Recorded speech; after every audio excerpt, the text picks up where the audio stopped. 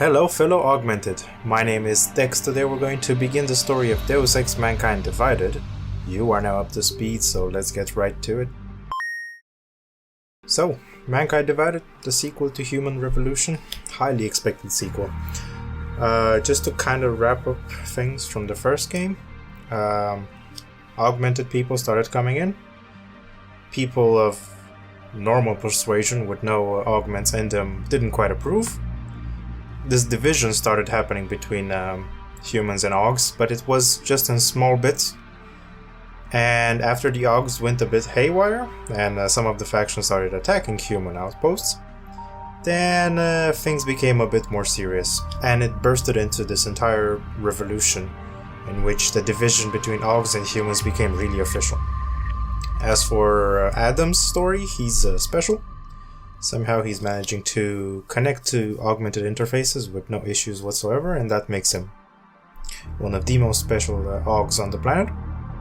And the ending for Human Revolution was me more or less choosing the Illuminati over everything else, and I firmly stand by my decision, because they had a very good pitch, and you could definitely check that out by looking into our Human Revolution gameplay. That being said, I'm not going to waste any more time and just jump into the game.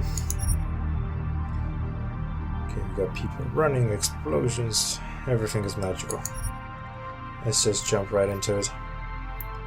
Enjoy a good story and a good challenge. That sounds about like my level of gaming.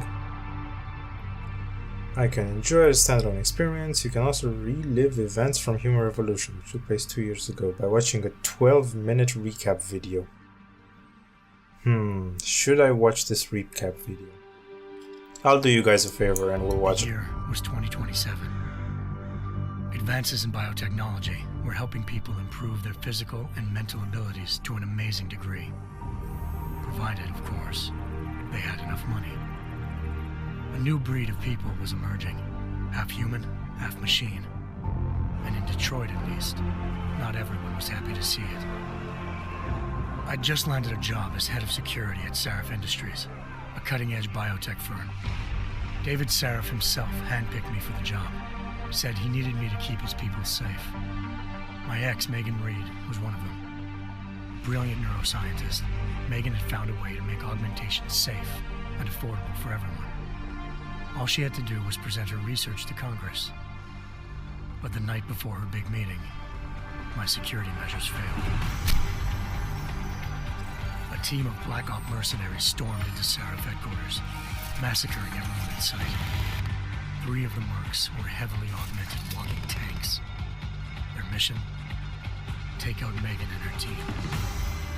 I tried to stop them, but their leader tossed me through a plate glass wall. Last thing I heard as his bullets slammed into my brain was Megan's dying scream. I should have died with her. Only I didn't. High-end military-grade enhancements saved my life. The best augmentation Sarif's money could buy. It took me half a year to get a feel for her. Should have taken longer. But 6 months into my recovery, Sarif Industries was attacked again. This time, by a radical group of pro-human purists. Violent, militant, and fanatically opposed to human augmentation. They claimed to be members of Humanity Front, a non-profit organization that wanted the UN to limit biotechnology research. The thugs broke into Sarif's factory and found machinists working overtime on a top-secret military augment called the Typhoon. Sarif sent me to retrieve it, and when I did, I found one of the so-called purists next to it, wired with cerebral implants, trying to download its classified specs. Obviously, something more was going on. The Aug killed himself before I could question him. Sarif ordered me to dig deeper, so with the help of Frank Pritchard, Sarif's head of cybersecurity, I did. Turns out a second hacker had been controlling the Aug's actions from somewhere off-site. Pritchard and I tracked his signal to a secret FEMA internment camp in Detroit. The Black Op mercenaries were there. The same mercs who'd left me for dead 6 months before. Figured they'd try again when they saw me. It wasn't so easy for them this time. I Took out the tank named Barrett. Even got him to give me a new lead. A penthouse apartment in China. Of course, we both knew it would be a trap in the end.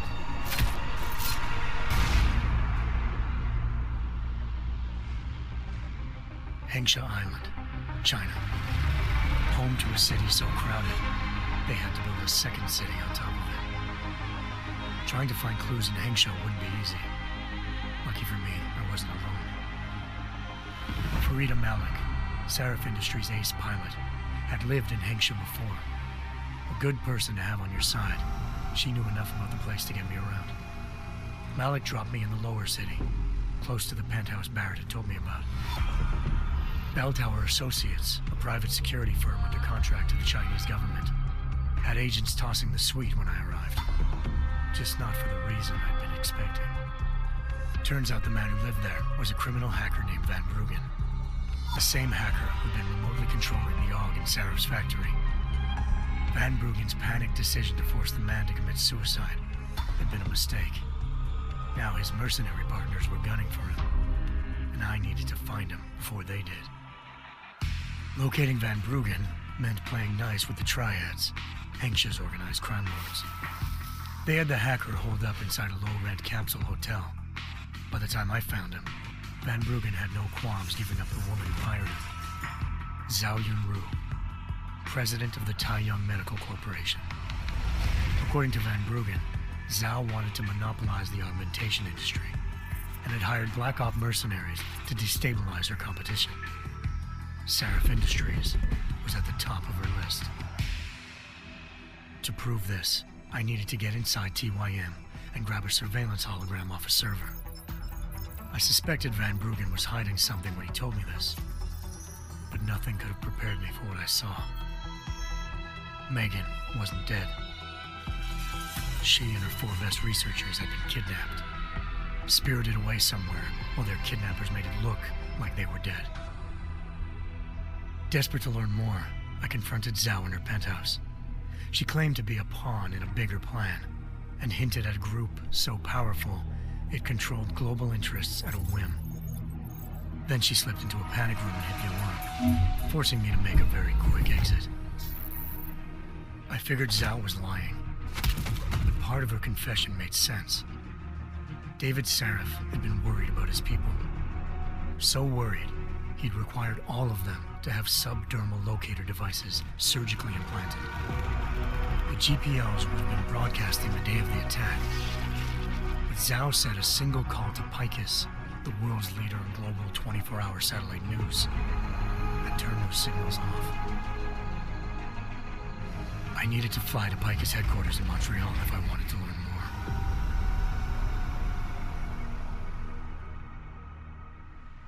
Eliza Cassan, Picus Communications' First Lady of News. Malik thought I was reaching when I told her Eliza was involved in this. The world's most famous news anchor, working with a mercenary hit squad. But when I confronted Cassan in her office, she freely admitted to jamming Detroit's satellites the night Megan's team had been taken. Said she's just been following her commands. I suspected she wanted to say more. But Black Op mercenaries showed up looking to shut us both down. And just like that, the Eliza I'd been talking to disappeared. The Mercs were led by an augmented killer I'd crossed paths with twice before. Fedorova, a woman who'd made silence her best friend. She waited for me to track Eliza's transmission to a secret server room underneath the Picus complex, then jumped me from behind. A deadly fight ensued. I made sure she never moved silently again. With Fedorova down and no one left to keep Eliza quiet, she reappeared. Turns out Picus's First Lady of News wasn't a lady at all. She was a sophisticated AI program, engineered to monitor data streams and control what people believed. Eliza told me the Mercs had brought in a Humanity Front doctor named Isaiah Sandoval to remove the scientist's implanted tracking devices while Detroit's satellites were down. She also told me to speak to David Sarif if I wanted to learn more. By the time Malik and I got back to Detroit, tensions between normal and augmented citizens had reached a flashpoint. Riots were breaking out in several cities, and the UN was being urged to intervene. Seraph was trying hard to convince Hugh Darrow, the inventor-turned-philanthropist who'd once been a leading proponent of enhancement technologies, to help stop a possible regulatory vote. Seraph had a lot riding on Darrow. Megan's discovery would have given millions of people the chance to evolve beyond their normal human abilities, and at the same time catapulted Seraph Industries to the top of the Fortune 500. According to Seraph, Megan's kidnappers knew this, and didn't want people evolving unless they controlled how it was done. He called his enemies Illuminati, and urged me to keep searching. Determined to do so, I tracked down Sandoval via America's most outspoken augmentation opponent, Bill Taggart, Sandoval's boss and founder of Humanity Front. Sandoval admitted to operating on Megan's team when I confronted him, but said he hadn't removed their GPLs. He'd merely switched them to a different frequency. Pritchard was able to trace one of the signals to China. Malik and I immediately took off in pursuit. Unfortunately, the Illuminati were one step ahead.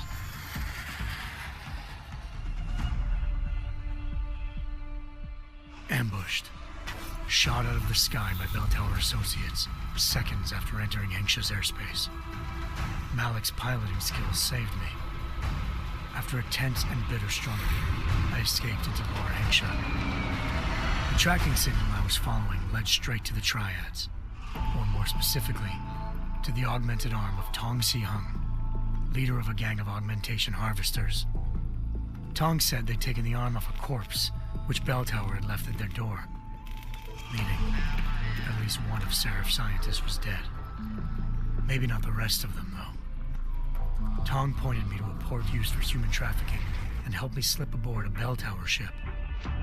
It was sailing to Rifleman Bank Station, a military base in the South China Sea. Bell Tower was holding kidnapped civilians as prisoners there, and using them to perfect the Hyron Project, a human-computer interface that left most of its test subjects dead. My search for Megan would have ended then, if not for a mysterious ally named Quinn. In exchange for my help exposing Bell Tower, he slipped me aboard a second ship headed to Singapore and an Illuminati-run biotech facility called Omega Ranch. 3 of Seraph's scientists were there, forced by their captors to create a technology capable of remotely shutting down augmented abilities. Thanks to an emergency recall notice issued by the World Health Organization, millions of people all over the world already had the biochip installed. With the help of the scientists, I tracked Megan to a private section of the ranch. There, I ran into Yaron Namir, the walking tank who'd put a bullet in my brain the first time we met. He'd teamed up with Zhao and was hoping to catch me off guard. Their little ambush didn't work. I found Megan in a suite belonging to Hugh Darrow, the billionaire philanthropist who'd Seraph had called on for help. Darrow had convinced her to go along with the biochip plan by promising to sabotage the tech. As she was explaining this, Darrow appeared in a global broadcast, telling the world that augmentations would be the death of mankind. Then he activated the biochips to prove his point. All over the world, augmented people flew into a killing frenzy. Darrow had betrayed everyone, and it was up to me to set things right. To do it, I had to reach Panchaea, a massive installation in the Arctic Ocean. As I raced through corridors built by an all-augmented workforce, I saw death and destruction firsthand. By the time I shut down Darrow's broadcast, I knew the damage he'd done. Still, humanity's future remained unclear. How would the world react to this sabotage? Would people ever regain their faith in augmentations again? What would be the Illuminati's next move? Only time could give us the answers.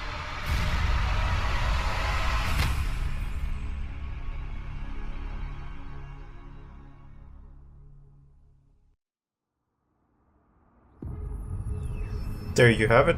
A information-packed recap of the entire first game, at least the main storyline. And come to think of it, I once thought I could save the world. now look at it. Come to think of it, I regret my decision from the previous game when I chose the Illuminati. In yet another augmented terror attack, 251 passengers aboard Sister Airlines Flight 451 were killed when an augmented passenger broke into the plane's cockpit and ruthlessly butchered its flight crew. Oh crap.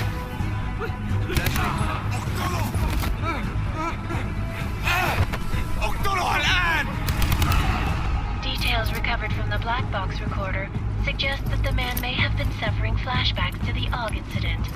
That horrible day 2 years ago when augmented people all over the world flew into a psychotic killing spree, causing the greatest loss of life in recent history. Damn.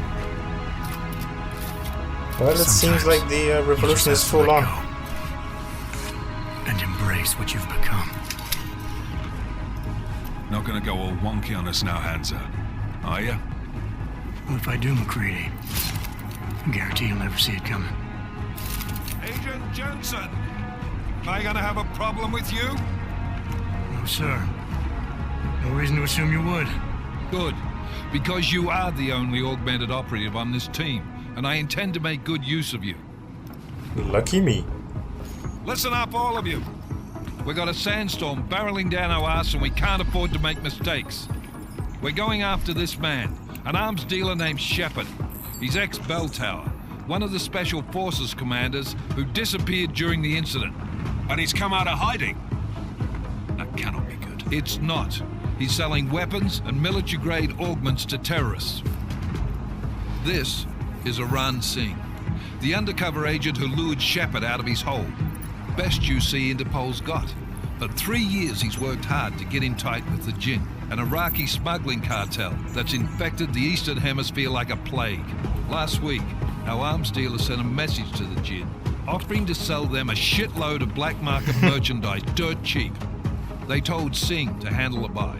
They're not gonna like it when Interpol disrupts their party. Singh's cover really that good? It is right now. We need to keep it that way. This is where the deal's going down. Ooh. A half-finished high-rise hotel that's been abandoned ever since the incident. It's not a pretty picture inside. Let me guess. Most of the laborers were augmented with heavy-duty industrial rigs.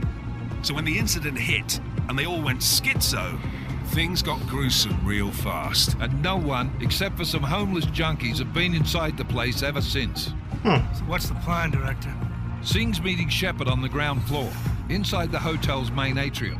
He sent the bulk of his Jinn crew to the penthouse levels to secure a vantage point.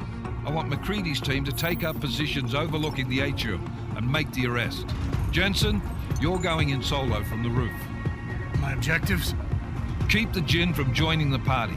As far as we can tell, only one route connects the atrium to the penthouse level, a halfway decent elevator shaft. Here. I want you to block access to it. Fine.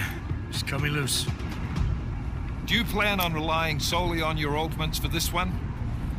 I'd recommend taking a little hardware, just to be sure.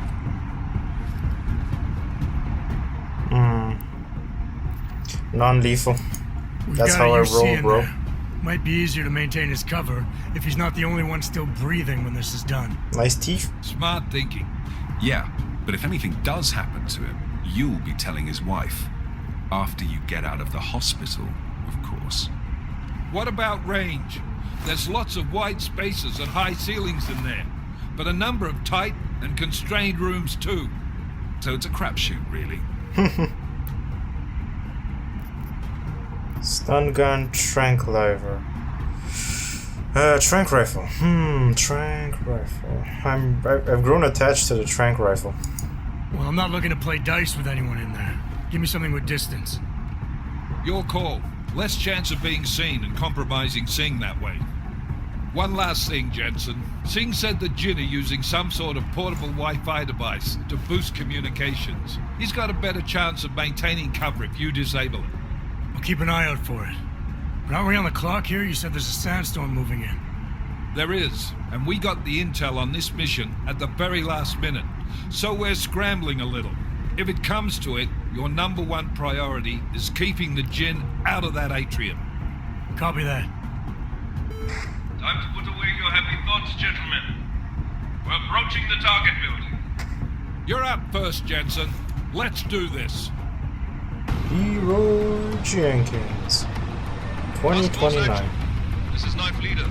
Engage Hush drives and descend to Angels 1-5. The graphics are looking really good in this game. The last game looked good too, but this is next gen for sure.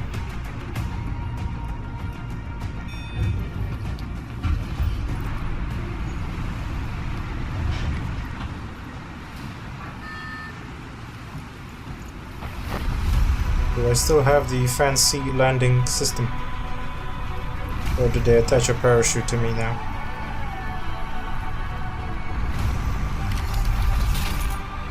Nope. Fancy godlike landing system. That is one badass landing though.